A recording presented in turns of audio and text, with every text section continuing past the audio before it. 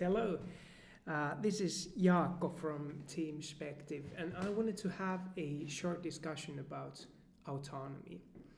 Now, autonomy is a term that gets thrown around in psychology and leadership, and it's done for a good reason. Autonomy is necessary for motivation. In fact, it's one of the three components of intrinsic motivation. The other two are competence and relatedness. So, autonomy is, however, quite often not fully understood, like what it actually means. And it's quite easy to mistake that autonomy would be in contradiction with support or setting goals or expectations.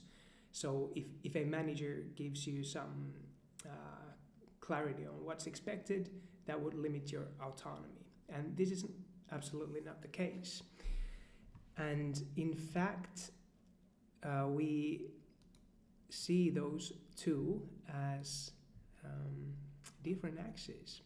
And we created this framework, which is in our Pulse playbooks. So all of our users and team leaders get to see these materials when they're getting their Pulse results that indicate low autonomy or low support in their team.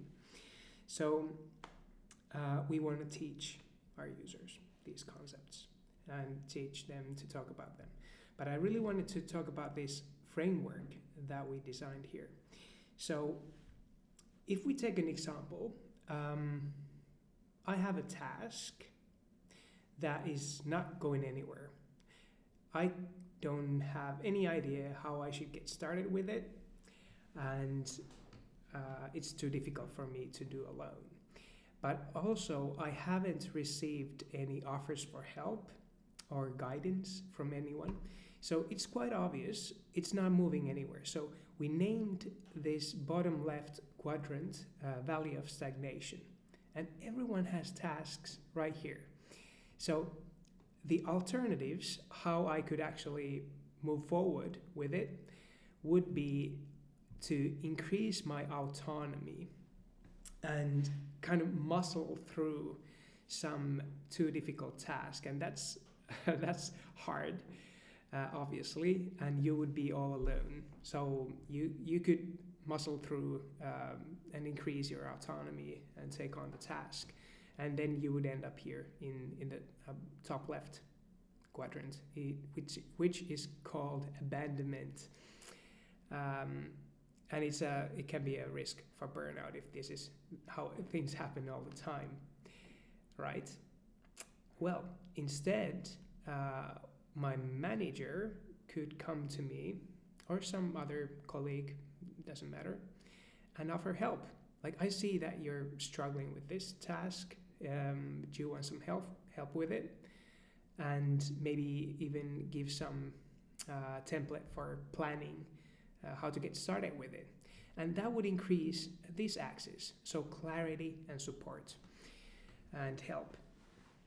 And if I don't kind of take more responsibility and increase my own autonomy simultaneously, we can end up here in micromanagement. So that's where someone comes and tells you exactly what you need to do, and you blindly follow those orders and complete the tasks.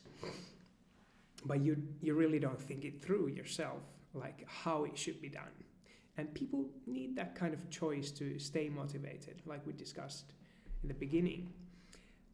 So the best course of action would be to get that kind of support from someone I work with, and then to increase my own autonomy, take more responsibility, so that I would get some kind of a frame of how to get forward with the task, and then I can make the finer, more detailed decisions about how to get started.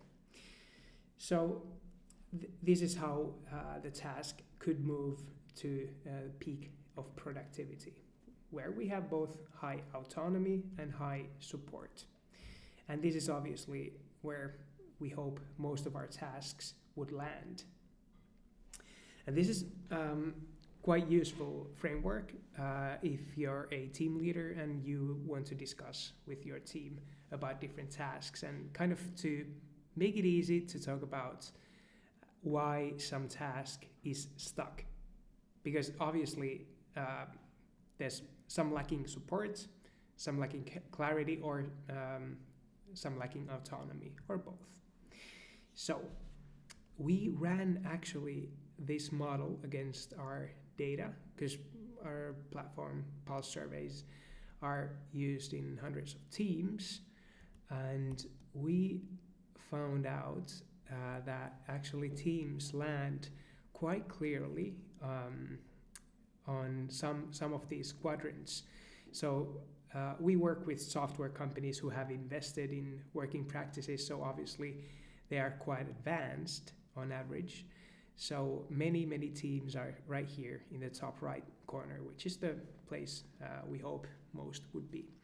But there are clearly quite many teams still who fall into the micromanagement sector, or then the abandonment sector, where they would need a lot more support. And then we have some here in the valley of stagnation. And these are the average scores. So obviously on an individual level, the spread would be even wider. So you would get individuals more in each quadrant. So just wanted to share these insights on autonomy. Just remember, autonomy is crucial for motivation and thus productivity in the long term. And then support from team or manager has absolutely no contradiction with high autonomy. Thank you, and have a very nice day.